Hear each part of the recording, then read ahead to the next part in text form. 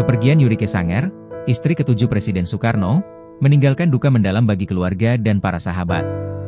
Setelah 17 hari wafat di Amerika Serikat, jenazah akhirnya tiba di tanah air.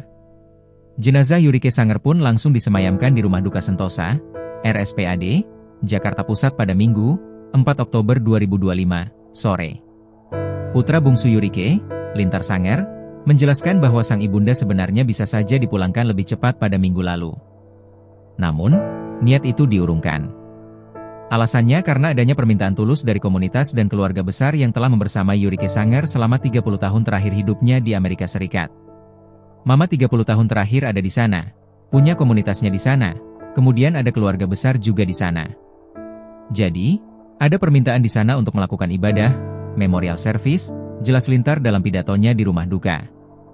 Keluarga besar memutuskan untuk menyelenggarakan ibadah penghormatan dan perpisahan terlebih dahulu di Amerika sebelum akhirnya dipulangkan ke Indonesia. Hal ini dilakukan agar para sahabat, kerabat, dan komunitas yang telah menjadi bagian penting dari hidup Yurike di sana memiliki kesempatan untuk memberikan penghormatan terakhir mereka. Adapun penundaan tersebut sama sekali bukan disebabkan oleh kendala birokrasi.